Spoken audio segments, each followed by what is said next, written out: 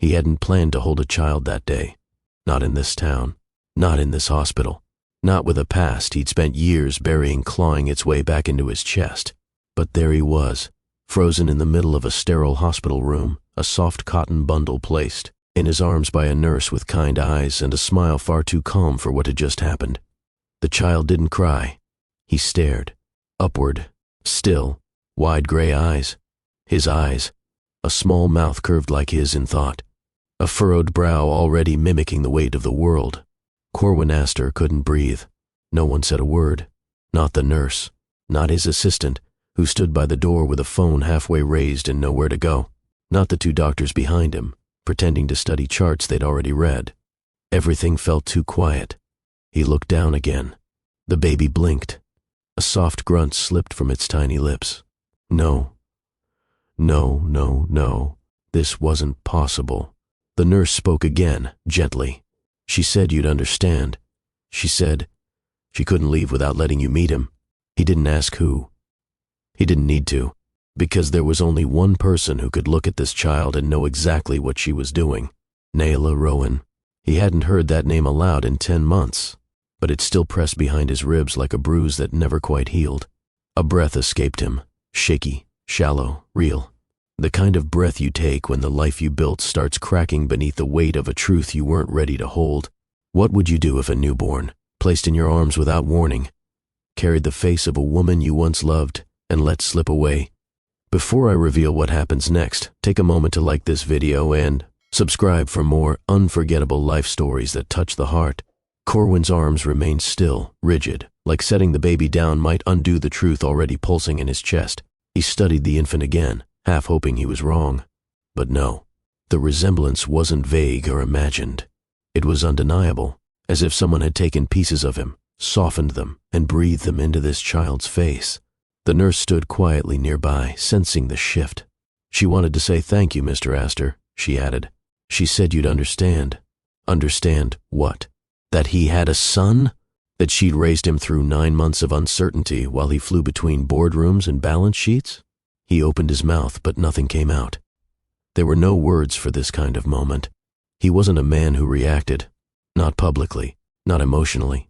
Corwin Astor was the kind of man who moved through crisis with silence and precision.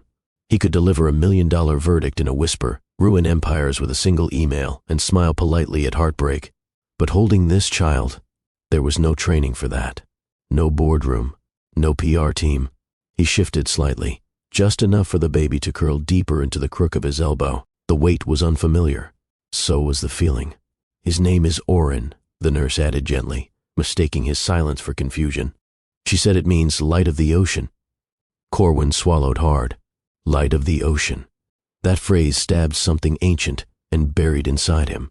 Something that remembered cold December nights and warmth shared on borrowed time.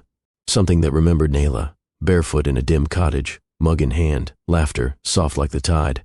He blinked away the memory, grounding himself back in the sterile room, the baby, the nurse's voice. Would you like to see her? The nurse asked. He didn't answer. He simply nodded. The hallway to room 203 was short, but every step felt heavier than the last. Corwin didn't rush. He held Oren close, too close maybe, but letting go didn't feel like an option. Not yet. The baby's tiny hand had curled instinctively around one of his fingers. That grip, so small and fragile, held him together more than he'd ever admit. His assistant said something about the time. The plane. The car waiting outside. He waved it off without a word. No calls. No meetings. Not now. Room 203 stood quietly at the end of the corridor, its door slightly ajar. A warm yellow light poured from inside. No movement. No voices. Just stillness. He hesitated. The last time he'd seen Naila, she'd been standing in the doorway of that snow-covered cottage. Her coat wasn't buttoned. Her voice had trembled when she said goodbye. He hadn't looked back. Not really. He stepped inside. There she was, sitting up in bed, legs crossed beneath the thin hospital blanket, her hair tied back like it always was when she was tired.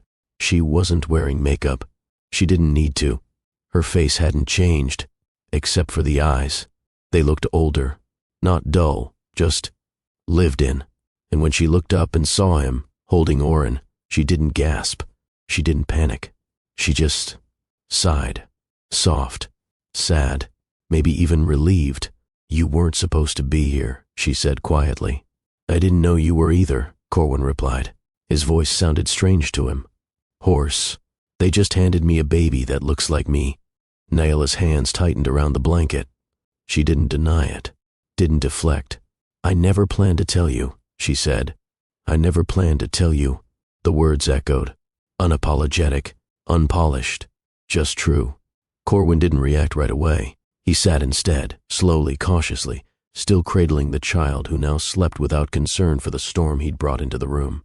He looked at Naila, not with anger, not even confusion, just quiet. "Why not?" he asked finally. Naila's gaze dropped to her lap.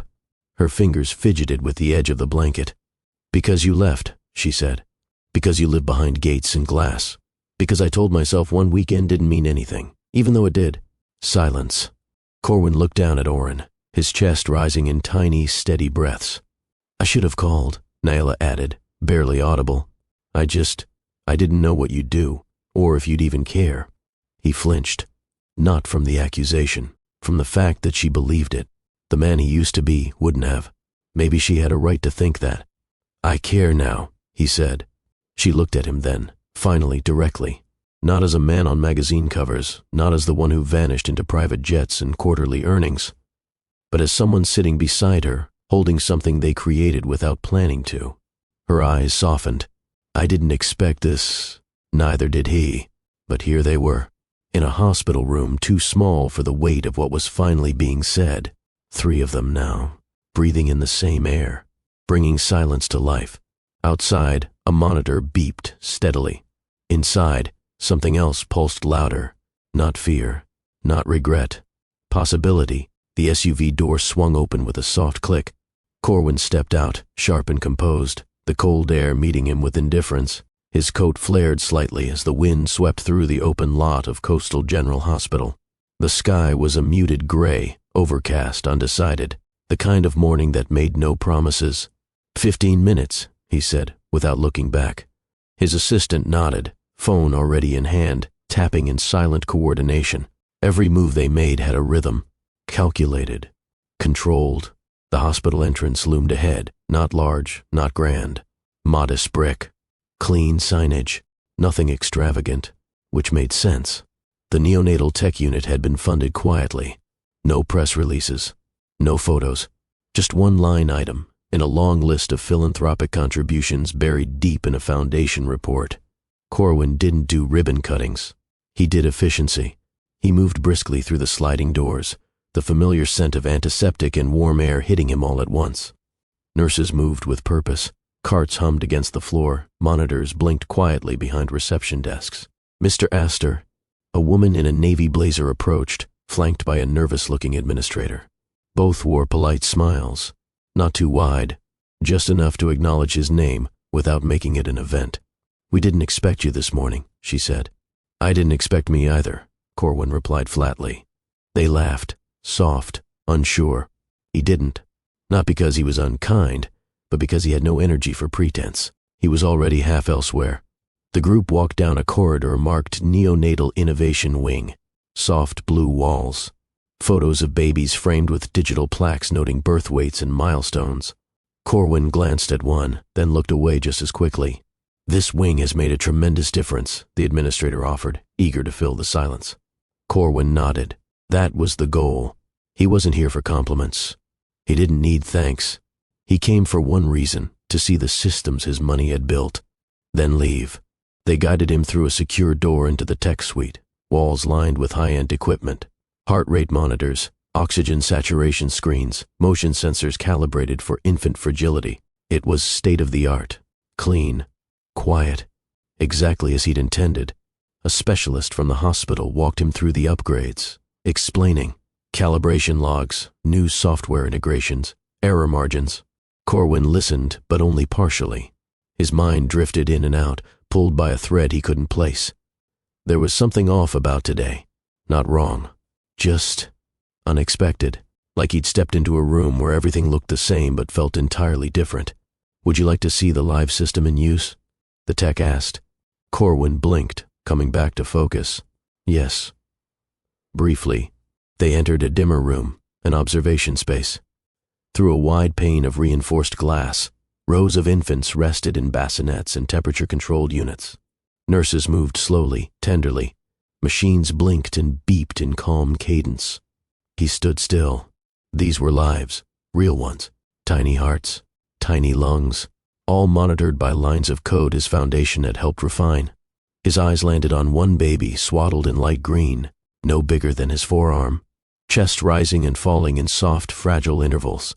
He didn't move closer, just watched. One of the nurses caught his glance through the glass and nodded politely, unaware of who he was. That anonymity was rare. He held on to it for a second longer than he expected. Behind him, the staff continued their quiet explanation, but their voices felt miles away. He realized something then, an uncomfortable truth. He had spent so many years funding hope for others, but none for himself. Philanthropy had become his shield, money in place of presence, strategy in place of sincerity, and yet, here in this quiet space where nothing was being sold or signed, he felt more like a man than he had in months. Comment below if you've ever had a moment where the universe threw you a sign you couldn't ignore. I read everyone. He was just about to leave. Corwin checked his watch, nodded politely to the tech, and gave a subtle glance to his assistant, his silent signal to begin wrapping things up. That's when the door opened. A nurse stepped inside, her pace gentle but purposeful. She looked directly at him. "Mr. Esther?" she said, voice calm. He turned. Yes. She was young, early 30s maybe, but her expression carried the stillness of someone used to cradling delicate things. In her arms, wrapped in pale blue cotton, was a newborn. She stepped closer, as if what she was about to say was both ordinary and sacred. "The mother asked if you'd meet him before discharge," she said. She said she couldn't leave without expressing her thanks. Corwin's brows drew together. "I'm sorry. Who?" The nurse didn't hesitate. She smiled, soft and sure, and placed the child carefully into his arms. "There," she whispered. "She said you'd understand." Corwin's arms rose on instinct, untrained but careful, as the small weight settled against his chest. He didn't look at the staff, didn't speak, because the moment he saw the child's face, the ground under him stopped holding weight. The baby's cheeks were full, nose slightly tilted, just like his at that age. The eyes weren't open wide, but enough. Just enough to see what he could not unsee. Familiar, not imagined, real. Corwin's throat tightened, not with panic, but something stranger. Recognition. The room faded around him. No more hum of machines, no more quiet footsteps, only the sound of his own breath, uneven now. He stared at the child as if the world had offered him a truth too impossible to grasp. The nurse, unaware of the shift inside him, continued, almost gently. She said his name is Oren. Corwin's head snapped up. He knew that name. He knew it like a song you forget until the first note brings it all rushing back. "She?" he asked quietly. The nurse smiled again. Naila Rowan. The name hit him like a blunt force to the chest. Naila. He hadn't heard it spoken aloud in nearly a year, but it echoed now with stunning clarity. Every letter pulled memories from places he thought he'd sealed shut. His arms tightened slightly around the child. He didn't even notice he was doing it. Naila Rowan. That weekend. That cottage. That final look before he turned and walked away. He looked back down at the baby, Oren, and felt the distance between who he'd been and who he was collapse into this single, irreversible moment. I think there's been a mistake," he said, though the words felt false even as he spoke them. The nurse tilted her head slightly, a gentle confusion in her expression. "She was very clear," she replied softly. "She said it was important that you hold him before she left." Corwin didn't answer. His mind had already left the room. He saw Naila as she'd been that night, her hair damp from the ocean mist, curled at the ends, eyes tired but bright.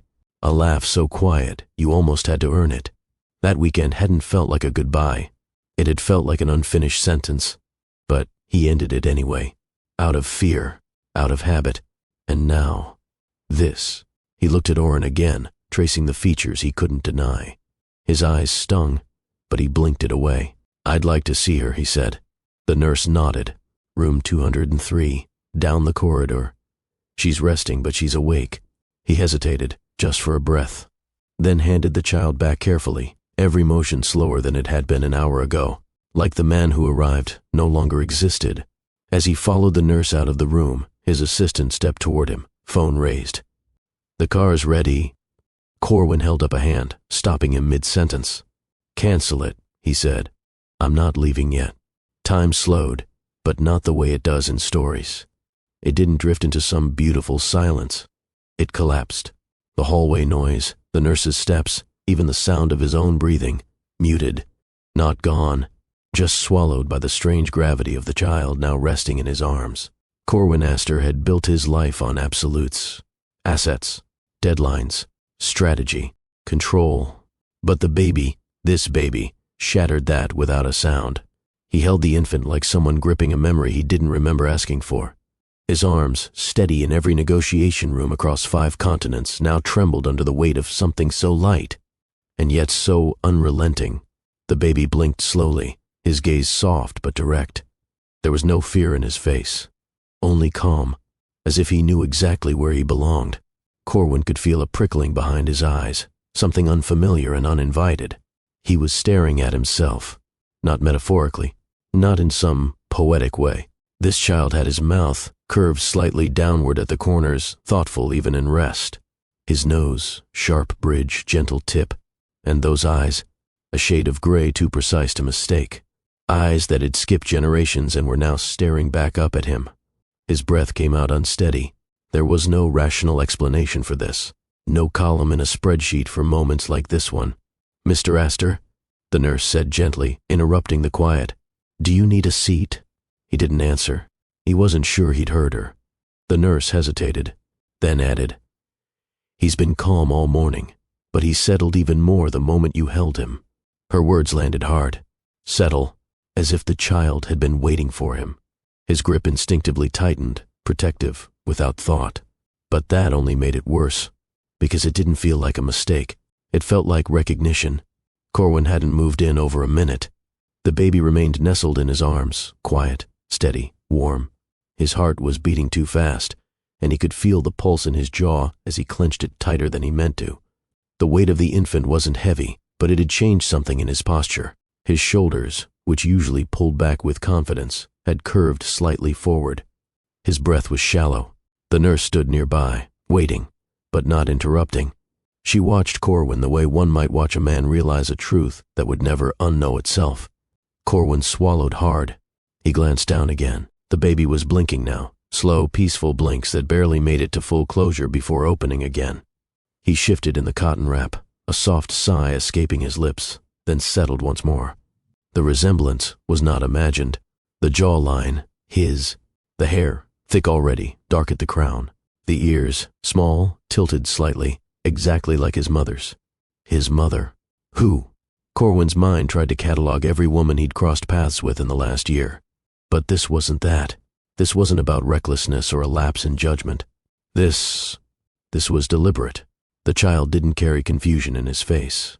He carried intention, as if his very existence was the result of something chosen, not accidental. He looked up at the nurse. "I need to know who the mother is." She seemed surprised by the question, as if it had already been answered. She stepped closer and placed a hand gently on the side of the infant's wrap, brushing it slightly in a soft, calming motion. "She said you'd ask that." Corwin's stomach tightened. "She wanted you to hold him first," the nurse continued, "before anything else." The baby stirred again, just slightly. His hand slipped out from the wrap, tiny fingers curling loosely into the edge of Corwin's coat. It was surreal. How fast a person could become aware of something they hadn't prepared for.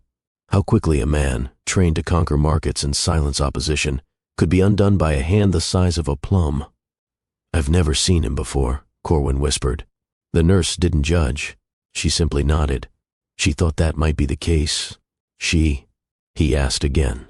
The nurse smiled, soft, like someone opening a door they were never sure they'd be allowed to unlock. "Naila Rowan."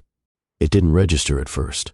The sound of her name hit with delay, as though the words had to pass through layers of disbelief to reach understanding.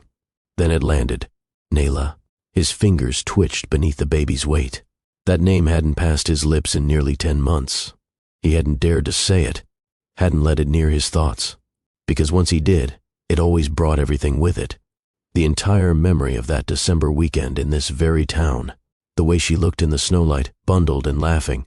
The fireplace, the closeness, the way she touched his hand at breakfast without thinking about it, and how he wanted to freeze that touch, make it last forever.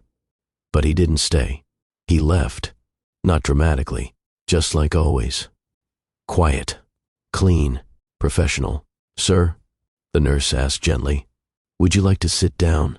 "No," Corwin replied, too quickly. He was afraid if he sat, he wouldn't stand again. She gave him my name?" he asked. "No," the nurse said. "His name is Oren." Corwin blinked. "Oren?" She nodded. She said it means light of the ocean. She thought it suited him. The words didn't hurt. They echoed. They went somewhere deep in his chest where only a few names and memories lived. Light of the ocean. That was her, wasn't it? Naila. The one he never stopped wondering about. The one he told himself was a chapter closed, not a door he'd locked and left himself outside of. The baby shifted again, his hand now resting fully against Corwin's chest. He didn't cry, didn't fuss. He simply stared, quiet and observant. Corwin forced in a breath. "I didn't know," he said out loud, though mostly to himself. "I had no idea." The nurse didn't answer. There wasn't anything to say. Corwin glanced down the hallway, toward the direction of the patient rooms. He imagined her behind one of those doors, alone, exhausted, watching the clock. Had she been scared? Had she been angry? Was she waiting for someone to blame? Or had she already forgiven him for not being there? "I want to see her," he said, voice lower now, quieter than before. The nurse adjusted the baby's wrap and reached out carefully. "I'll hold him while you do." Corwin hesitated. His arms didn't move at first, but then he gave a small nod and handed Oren back. Slowly. The exchange felt like surrendering something sacred, something he wasn't ready to let go of. "Room 203, the nurse said, settling Oren into a bassinet gently beside her. "She's awake. Been resting quietly since morning." Corwin's eyes stayed on the baby a second longer. Then he turned. Every step toward that hallway felt heavier than the last. He wasn't walking toward confrontation, or explanation, or even closure. He was walking toward a truth that had waited patiently for him to grow brave enough to face it. He stopped just before the hallway entrance, turning slightly. "You're sure she said my name?" he asked. The nurse gave a nod, reassuring but not sentimental. "Yes. She said she'd understand if you didn't come. But hoped you would." He nodded once, then walked toward room 203. December 28th. The evening air had a bite to it, sharp and dry. The kind of cold that settled not just into your coat, but into your thoughts. Corwin pulled the scarf tighter around his neck as he stepped out of the car.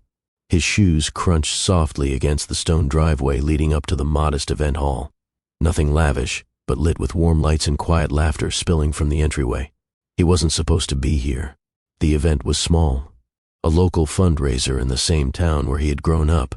A last-minute decision had brought him back, something between guilt and curiosity. He hadn't seen the coast in years, hadn't driven those narrow cliffside roads, but something pulled him here.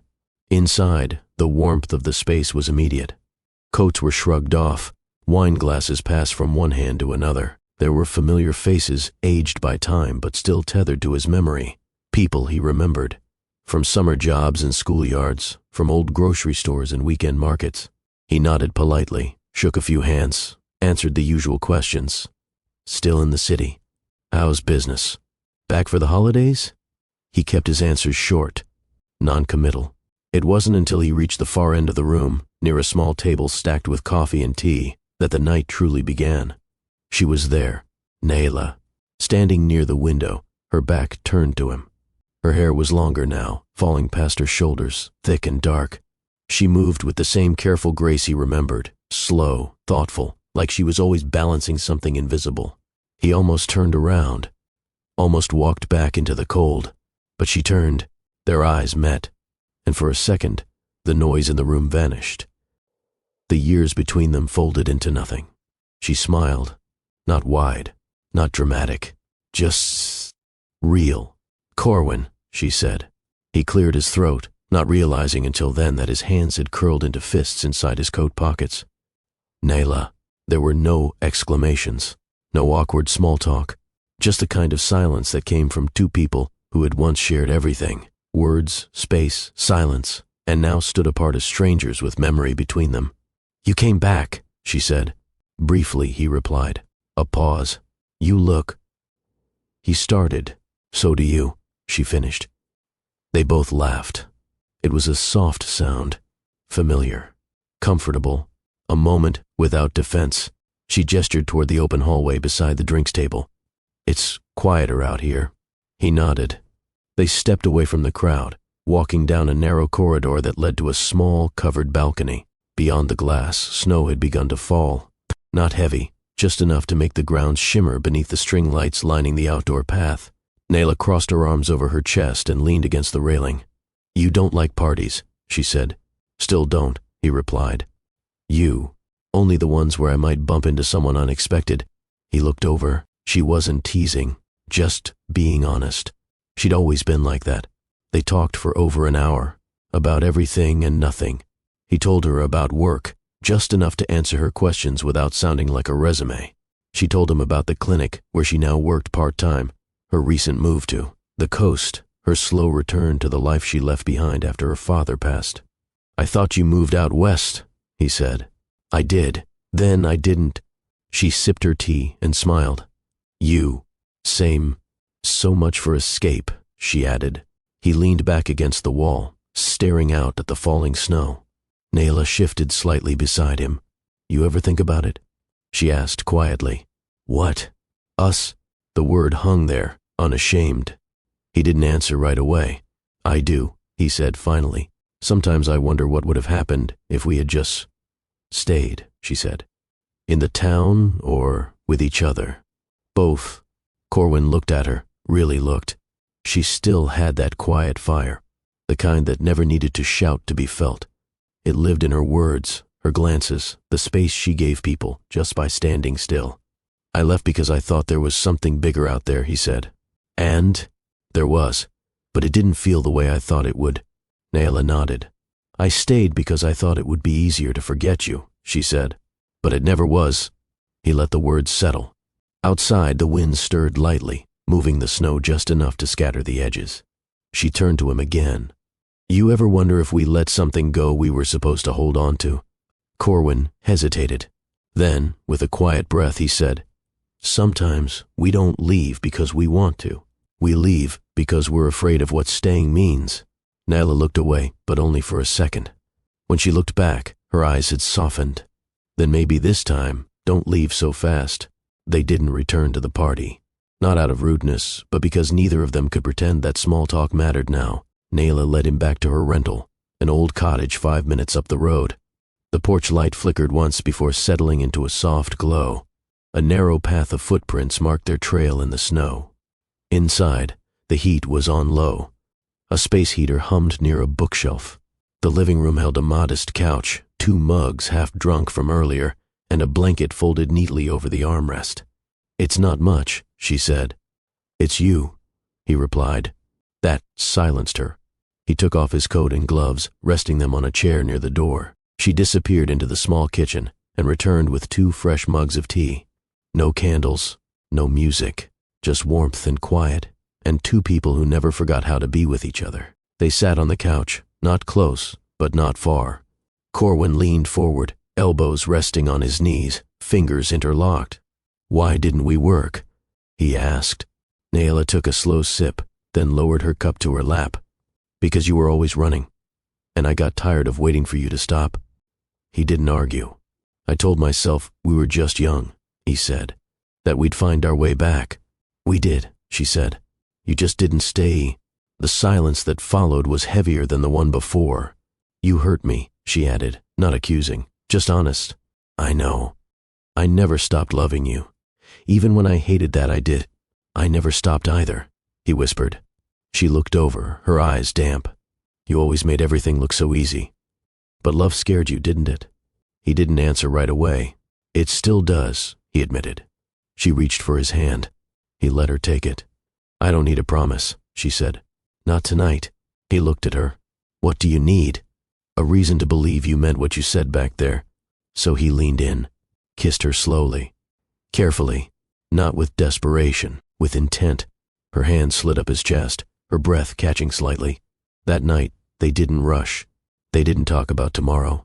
They moved like people who had once built a home inside each other and were rediscovering the walls, the corners, the light. There was no grand confession, no declaration, only presence. Only the soft sound of snow falling beyond the window and two hearts sinking in a rhythm older than memory. They lay together on the floor by the heater, a thin blanket between them, her head on his chest. She drew circles on his arm with her fingertip. "You're leaving in the morning, aren't you?" His eyes opened. He hadn't realized they'd closed. "I have to be in Manhattan by noon." "That's not what I asked." He didn't speak. She sat up, pulling the blanket around herself. "It's okay," she said. "I knew this was just for now. I knew it the moment I saw you walk into that room." He sat up too. "It wasn't just for now." She turned toward him. "Then stay." He hesitated. Just for a moment. And in that moment, her expression changed. Something behind her eyes pulled back quietly. "You're still afraid," she said. "Not of you," he replied, "but of what I make you feel." He couldn't deny it. "I don't do halfway, Corwin," she whispered. "You know that." "I know." He reached for her hand again. She let him, but the warmth from earlier had cooled. "I don't expect you to wait," he said. "I won't," she replied, but her voice was calm. Not angry, not hurt, just done waiting. She stood and walked to the window. The snow outside had settled evenly across the yard. The sky was still. "You should get some rest," she said. "The roads get slick after dawn." He stood, gathered his coat, and walked toward the door. He paused, looked at her one last time. "I'm sorry," he said. She nodded without turning around. "I know." And that was it. No dramatic goodbye, no final kiss, just a closed door, and silence. He didn't look back, but he felt every step. Room 203 was quiet. Corwin stood just outside the doorway, one hand still on the frame. He could hear the soft shuffle of blankets and the muted click of what might have been a cup setting down on a tray. He didn't knock. He stepped inside. Naila looked up. She was sitting upright, her back resting against a stack of pillows. Her hair was tied back hastily. No makeup, no illusion, just her. The same face from that night, and yet not the same at all. Her eyes met his, and for a moment, neither of them spoke. The space between them was filled with things left unsaid, not just from months ago, but from years back. From walks not taken, messages unsent, decisions made too late. She blinked first. "You're not supposed to be here." His hand dropped from the door frame. He stepped further in. "They handed me a baby who looks like I did at that age," he said. Naila inhaled once, slow, controlled. "I know." He didn't sit. "Not yet." "You weren't going to tell me?" "No." "Why?" "Because I thought you'd already left," she said. "I did," he admitted. "Exactly." Her voice wasn't raised. She wasn't trying to hurt him, but the words still landed sharp. He walked to the chair beside her bed and lowered himself into it like a man lowering into something fragile. "They told me his name." Naila nodded. "Oren." He looked at her. Really looked. "Why that name?" "It means light of the ocean." He swallowed. "You always liked meanings. I needed something that felt like peace." He didn't answer right away. Naila turned her eyes toward the window. The curtains swayed slightly in the breeze from the vent.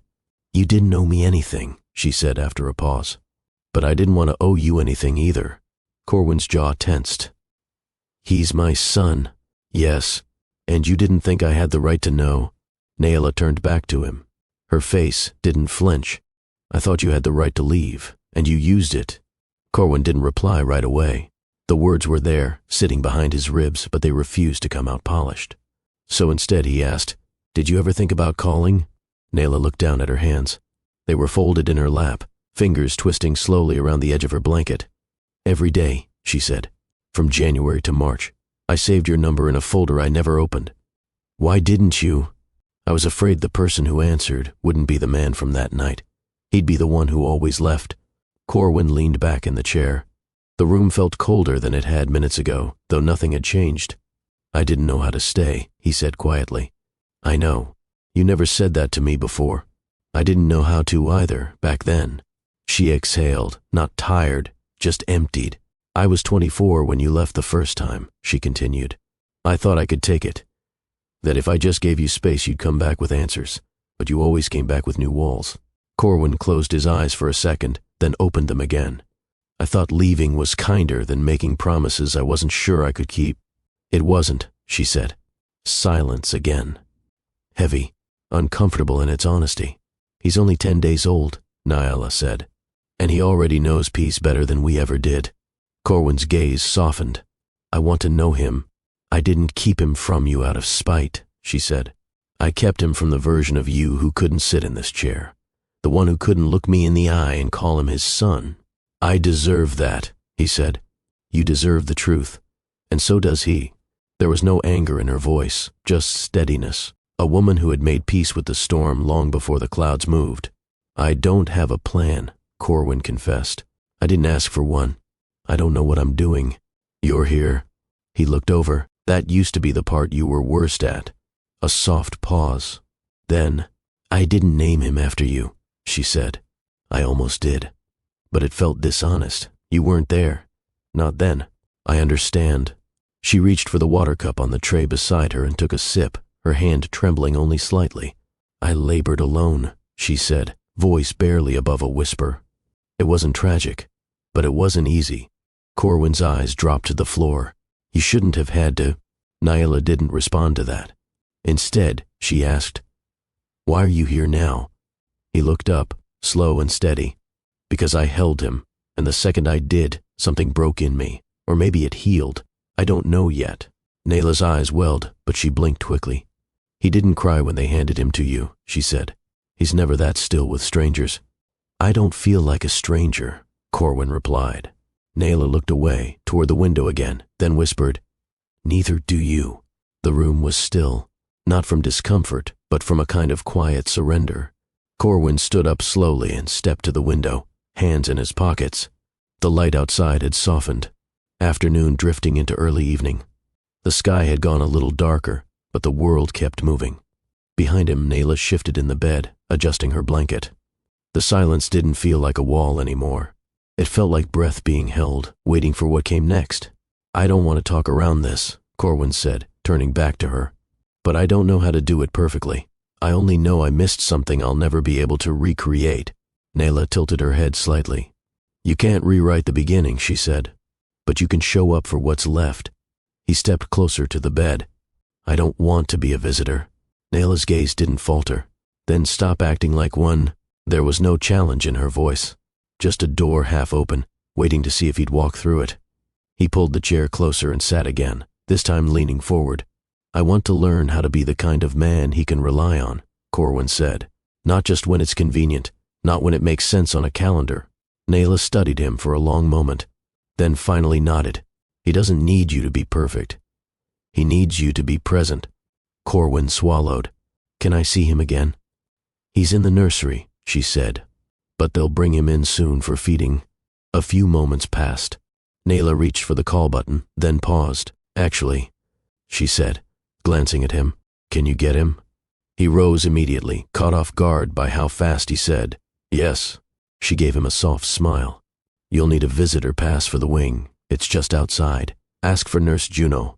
He nodded, then turned to go. Just before he reached the door, her voice stopped him. Corwin. He turned. Thank you, she said. He didn't answer. He just nodded, the expression on his face saying more than any reply could. He stepped into the hallway. This wasn't a moment to fix everything, but it was the first real moment they'd had in years. And this time, he wasn't walking away from it. If this story has pulled at your heartstrings so far, go ahead and hit the like button, because the next few chapters may bring tears. The hospital room was dim now, lit only by the soft wall light near the far corner. Outside the window, the sky was giving way to night. Street lights flickered on one by one in the distance, casting a dull orange glow on the empty lot. Naila sat upright, a small pillow behind her lower back. Her eyes were heavy, but her mind was too full to rest. Corwin sat in the same chair, legs crossed at the ankle, elbows resting lightly on his thighs. He'd been quiet since returning from the nursery.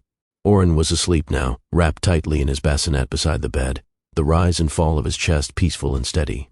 "I didn't expect you to come back," Naila said quietly. "I didn't expect to either," he admitted.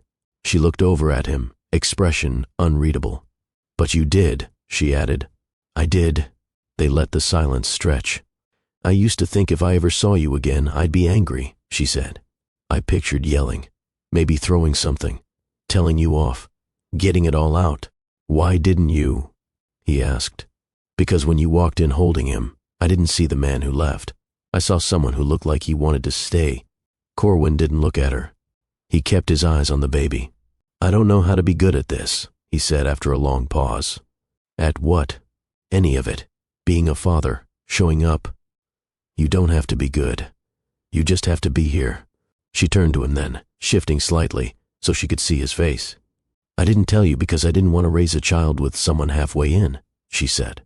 "I needed peace more than I needed the idea of a father." Corwin nodded slowly. "That's fair." Naila exhaled deeply. "I've been afraid every day since January," she said. "Afraid something would go wrong, that I'd be alone in the hardest moment, that I'd resent the child for looking like you, but I never did. I only ever wanted him to feel safe." Corwin leaned forward, resting his elbows on his knees again. "I always thought providing was the same as loving, that if I gave enough, built enough, protected enough, it would count." Naila didn't interrupt, but when I held him for the first time, nothing I'd ever built mattered, not the foundation, not the company, not the zeros on any statement. He looked at her now. "I've had everything. Except moments like this." Naila pulled the blanket a little higher over her waist. Her eyes stayed on Oren, but her mind was still on Corwin's words. "I didn't want you to feel obligated," she said softly. "I didn't want your presence to be something I had to earn." Corwin shook his head. "You didn't owe me anything," he said. "But I owe him everything." The quiet that followed wasn't uncomfortable. It felt like truth settling into a space that hadn't known honesty in a long time. "I used to picture what life would have been like if we had stayed together back then," Naila said. "The place, the routine, the love. But in the picture, you were always distracted, distant, like you were living beside me, not with me." Corwin's jaw flexed, but he said nothing. "I don't share that to punish you," she added, "just to say, this version of you, the one sitting here listening, he's the one I hoped existed." He lowered his gaze. His voice dropped with it. "I don't want to visit. I want to belong." Naila looked at him for a long time. "Then let's take it one day at a time." He nodded, slowly. "I can do that." She turned toward the bassinet and smiled gently. "You want to hold him again?" Corwin stood and walked over without hesitation. He reached down, carefully lifting Oren from the blanket-lined base. The baby stirred but didn't wake. Corwin sat back in the chair, holding his son against his chest. Naila watched silently as he adjusted his grip, more confident than before, more natural. "You're getting better at that," she said. Corwin's expression softened. "He makes it easy." He looked down at Oren, whose fingers curled gently into the fabric of his shirt. For a moment, Corwin said nothing. He just breathed. And then, leaning close to the sleeping boy, he whispered, "I will never leave you." Corwin didn't know how to swaddle. That became clear within minutes of trying. The nurse, a calm woman with tired eyes and steady hands, smiled patiently as he tried for the third time. The cloth was bunched unevenly around Oren's small frame, one corner sticking out like a wing. "Almost," she said gently. "But you're wrapping him, like a stock report. Too tight." He exhaled slowly, taking a step back. "I'm used to control." "Babies aren't spreadsheets," she replied, not unkindly. "They push back, especially when they need something." He nodded, then watched as she demonstrated again. Simple, fluid movements. Fold, tuck, pull. "Your turn." This time, his hands were steadier. Oren squirmed a little but didn't fuss. When Corwin tucked the last edge beneath the baby's side, the bundle held. Secure, warm, safe. He looked up. The nurse smiled. "There you go, that's it." Corwin let out a breath he didn't realize he'd been holding. He wasn't used to praise. Not like this, not for something small. In his world, success meant results, delivery, efficiency. But here, success looked like a baby sleeping soundly in your arms without complaint. And somehow, It felt more real than anything he'd signed off on in years. Over the next 2 days, Corwin stayed close. He asked questions, ones he might have considered beneath him in another life. How warm should the bottle be? How often do I burp him? Is this diaper too tight? What does that sound mean? Naila answered when she could. When she was too tired, the nurses filled in with soft instructions and patient nods. They never rushed him. Some of them didn't even speak much, just watched him from across the nursery, curious but quiet. The same man whose name appeared on the wing's donor plaque was now crouched near a changing table, sleeves rolled up, wiping milk off his shirt with the back of his hand. And for once, he wasn't thinking about flights, meetings, or pending approvals. He was just there, in it. By the third morning, the routine had started to feel almost natural. Corwin rose early, arriving at the hospital room before Naila had even finished her first sip of tea. She didn't comment on it, but he saw the way her eyebrows lifted, just slightly, every time he walked in without being asked. He moved more confidently now, still cautious, still learning, but no longer unsure of his place in the room. He'd learned how to warm the bottle without overheating it, how to tell the difference between Oren's hungry cry and his tired one, how to keep his voice low when rocking him in the early hours. Once, when Oren wouldn't settle, Corwin hummed.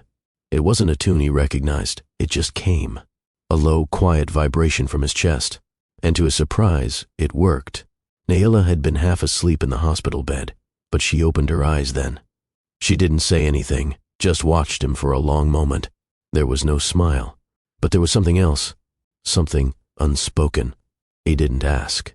The nurses started to whisper when they thought he couldn't hear. That's the father, right? Did you see him fold the blanket, like an actual blanket? He's here every morning.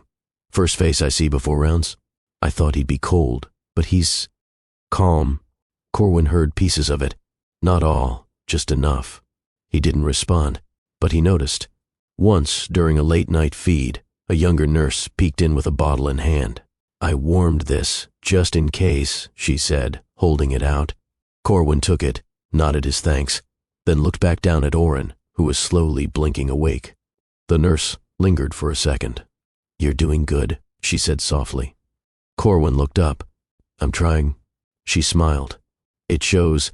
Naila was watching more often now, not in suspicion, but with a kind of quiet attention, as though she wasn't sure how to feel about it all. His presence, his effort, his quiet competence. They didn't talk much about the future, not yet, but the silence between them had shifted.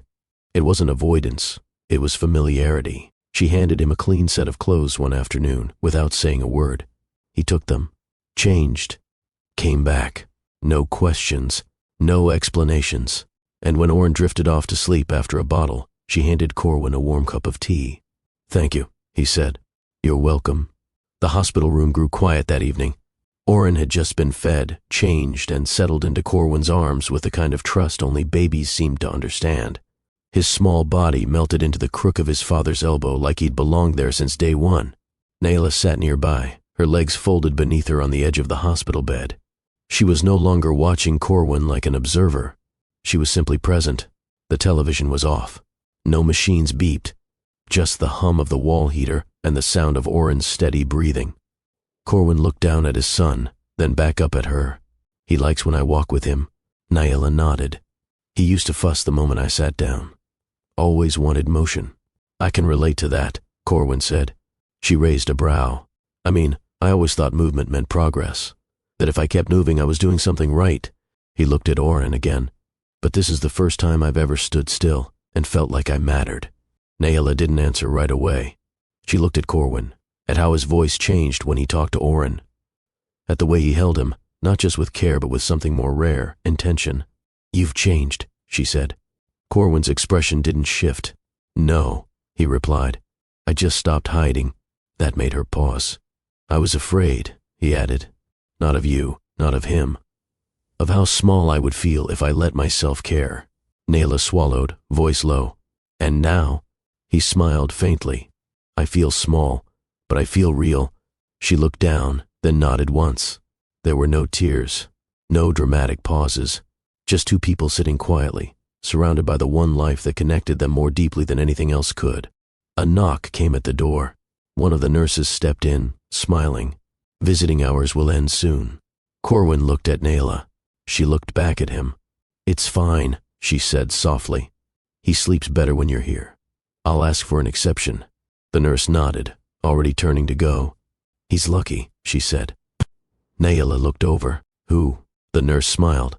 Both of them. Corwin stood, careful not to disturb Oren, and began pacing gently with him in his arms. Naila watched in silence. There was something about the way he walked, slow, patient, as if time had shifted just for this moment. She leaned back into her pillows, eyes heavier now. He never felt like a mistake, she murmured. I know. I just didn't know how to raise someone alone. But I would have. You won't have to, Corwin said. He kept walking, one step at a time. His hand moved in a small circle against Oren's back. I don't know what comes next, he said, but I want to earn whatever part you'll give me. Naila didn't respond with words. She simply shifted slightly on the bed, making space for him to sit. Corwin took the cue. He lowered himself beside her, still cradling Oren. The baby stirred once, then settled. Naila leaned her head lightly against Corwin's shoulder. It wasn't a declaration. It wasn't a promise. It was a moment. Corwin exhaled, deep and steady. This is the first thing I've done that scares me, he whispered. And I think that means it's the first thing that really matters. She closed her eyes, and there, in that room that had seen so much uncertainty, the three of them sat, quiet, breathing, enough. Share this story if you believe people can change, that even the coldest hearts can find warmth again. The cottage was small, but it held peace in every corner. Corwin had only seen it once before, on that snowy December night, but now it felt different. The fireplace still worked. The wooden floors still creaked. But this time, there was a bassinet in the corner and a baby blanket draped over the couch. Naila opened the door and stepped aside. She didn't say much. She didn't need to. Corwin followed her in, holding a small bag in one hand and a bottle in the other. Oren, already drowsy, rested against his chest. He walked straight to the chair near the window and sat down carefully. Naila slipped into the kitchen, the sound of a kettle rising in the background. I cleared out the guest room, she said from behind the doorway. Sheets are fresh. You'll need to help me move the dresser. One drawer sticks. Happy to, Corwin replied, adjusting Oren in his arms. She peeked out with a small smile. You really know how to say the right thing now. He looked up. I'm just trying not to say the wrong thing. She laughed, softly. The kettle clicked off. Later that evening, after Oren had fallen asleep in his portable crib, they both ended up on the couch. The television played something low and forgettable. Naila sat curled at one end with her legs tucked under her. Corwin sat at the other, leaning slightly forward, hands clasped together. The space between them wasn't awkward. It was familiar, like an unfinished conversation they both knew how to pick up. You don't feel like a guest, she said eventually. I'm not here for a visit. You said that before. I meant it then too. She nodded. Everything just feels slower here, he said. It's not slower. It's quieter. There's a difference. He looked at her, studying her profile as she spoke. She wore no makeup. Her hair was tied back loosely, and still he couldn't look away. I think I needed quiet more than I realized, he admitted. Naila looked over. You always did. You just never made room for it. The next few days passed in a rhythm neither of them defined, but both of them noticed. Mornings started with soft footsteps and the low murmur of coffee brewing in the kitchen. Corwin would hold Oren while Naila made toast. She would hum something simple while folding laundry, and he'd listen without commenting. There was no grand shift, just the quiet weight of two people adjusting to a life that didn't require explanation. One morning, Corwin stepped out onto the back porch while Oren napped. He sipped from a chipped mug Naila kept meaning to replace. She joined him a few minutes later, pulling her cardigan tight around her shoulders. The ocean's louder today, he said. Winds shift direction this time of year. He nodded. I forgot how steady it sounds. Naila tilted her head. You always said it made you feel like time was slowing down. I think I was just scared of standing still. She looked at him, but didn't push. She let the silence speak. In the afternoons, Corwin helped with errands. Diaper runs, grocery lists. He didn't complain, even when the stroller wheel jammed on uneven pavement, or when Oren refused to settle until the third lap around the park. Naila noticed the small things. He remembered her coffee order without asking. He took out the trash without being told. He asked about her work, not just what she did, but how it made her feel. One evening, as they folded laundry at the kitchen table, he held up one of Oren's onesies. "Did you pick this?" It was on sale. He studied it for a second. "It's perfect." She smiled, but didn't respond. Their hands touched briefly as they reached for the same shirt. Neither of them moved away. Later that night, Oren fell asleep against Corwin's chest while they sat on the couch again. Naila watched them, eyes softer than usual. "You've changed," she said. "No, I just stopped pretending I didn't care." She nodded slowly. "You always cared. You just didn't know what to do with it." "I do now," he said. The sun was low in the sky when Naila suggested a walk. Corwin didn't hesitate. He slipped Oren into the stroller and grabbed his jacket. She wrapped a scarf around her neck and met him at the gate. The gravel path behind the cottage led to the cliffs. The sea stretched beyond, steady and wide. It wasn't warm, but the air felt clear and clean, like it had been waiting for this moment too. They didn't speak much as they walked. The stroller wheels clicked softly with each step. Naila pointed out a cluster of gulls circling above the rocks. Corwin glanced at her. "You always notice small things. It's how I keep from getting lost in the big ones." He smiled faintly. "I think I used to do the opposite." "I know." She looked down at Oren, asleep again. "He trusts you," she said. "More than I expected." "I trust him too." Naila stopped walking. Corwin slowed beside her. The waves crashed softly below, the wind brushing hair across her face. He reached out, without thinking, and tucked it behind her ear. She didn't move. He left his hand where it was for a second longer than necessary. "You're different," she whispered. "But you're still you. I'm just trying to be the version of me that doesn't run." Naila looked up at him. Her eyes, calm and clear, searched his face like they used to. Not for lies, but for truth he was ready to admit. Corwin didn't speak. He stepped closer. Their hands touched, first as accident, then as intent. When he leaned in, it wasn't desperate. It wasn't fast. It was steady, measured, certain. The kiss was quiet. No drama. Just warmth. Memory. Home. When they pulled apart, she didn't step away. He didn't offer excuses. Instead, he whispered, "I'm not leaving unless you tell me to." She smiled, not with her lips alone, but with her entire posture. "Then stay." Corwin didn't vanish from the business world. He just chose not to let it own him. Every morning began the same way now. Coffee at the small table in Naila's kitchen, one hand on his mug, the other resting near Oren's high chair. A tablet sat nearby for meetings, but the screen often dimmed before he opened it. Instead, he watched Oren mash bananas against his tray, wide-eyed and humming to himself like a one-man orchestra. This was the kind of chaos Corwin used to fear. Now he cherished it. The house he bought was only 4 blocks away. It wasn't a mansion. No private gate, no stone lions or imported marble. Just a wide front porch, a squeaky screen door, and enough space to be close without stepping on each other's routines. He hadn't told the board yet. They still assumed he was on an extended working sabbatical. Let them. His assistant, still efficient, still loyal, handled most of the day-to-day. And when there was a need for Corwin to appear, he did. Hair combed, shirt pressed. Oren, often in a bouncer beside the desk. There were times when billion-dollar proposals paused so someone could retrieve a toy giraffe from under the couch. Corwin didn't apologize. Not anymore. At night, he read books aloud, some business memoirs, most about bears in overalls who went on adventures. He changed diapers without complaint, warmed bottles with one hand while answering texts with the other. It wasn't glamorous, but it was honest. It was nearly December again when Naila pulled the old box from the hall closet. Inside were ornaments wrapped in tissue, strands of tangled lights, and a star that had seen better years. She laid them gently across the couch, brushing dust from a small wooden reindeer Oren would later try to chew on. Corwin entered from the front door, cheeks flushed from the wind, a bag of groceries hanging from one arm and a folded baby beanie in the other. "You weren't supposed to start without me," he said.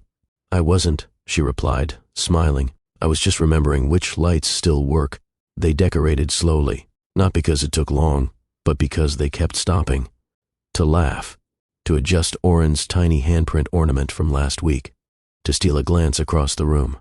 Corwin stood back and looked at the finished tree. "It's not perfect," he said. "No, Naila answered. But it's ours. Later that night, Naila sat on the floor near the fireplace, her legs crossed beneath her, folding clean baby clothes into neat piles.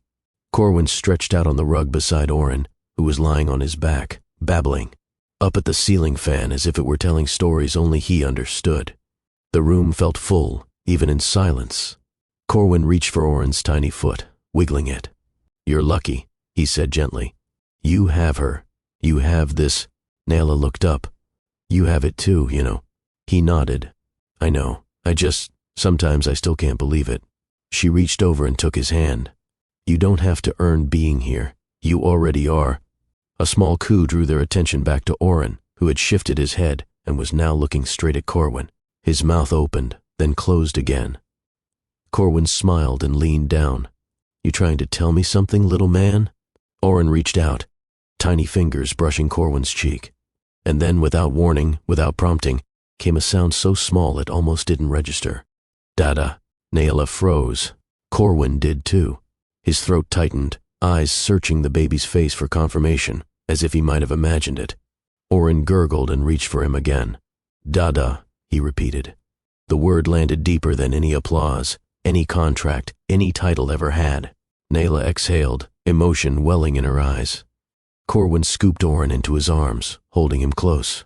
He kissed the boy's forehead and closed his eyes. "I'm right here," he whispered. "Always. There are moments in life that arrive without warning, small, quiet moments that change everything, not with noise, not with drama, but with a breath, a glance, a single word spoken by a child." For Corwin Esther, that moment came in a hospital hallway, with a baby in, his arms and a name from the past hanging in the air like a held note. That name, Naila, wasn't just part of a memory. It was the doorway back to himself. We spend years believing success is a place we get to, a title, a house, a number on a screen. But none of that held him when the silence came. None of it filled the ache that opened inside when he looked into his son's eyes and saw all the time he had almost missed. Love doesn't always knock. Sometimes it returns in the form of responsibility. Sometimes it returns in the shape of a second chance. And when it does, you don't wait for permission. You hold it. You show up. You stay. Even if it scares you. Especially if it scares you. Naila taught Corwin something money never could. That strength doesn't shout. It endures. It carries life while carrying pain. It tells the truth even when it's easier to pretend. It lets someone go, not out of anger, but out of belief that they deserve something more. And if they return, it listens. Oren taught him the rest. That peace lives in repetition, early mornings, shared meals, lullabies that don't rhyme but still calm. That joy isn't always loud. Sometimes it's a hand gripping your finger, a foot kicking in sleep, a first word spoken without ceremony that feels more powerful than any speech. This story wasn't about a billionaire. It was about a man learning what wealth really is. The kind you can't count. The kind you carry in your chest, not your account.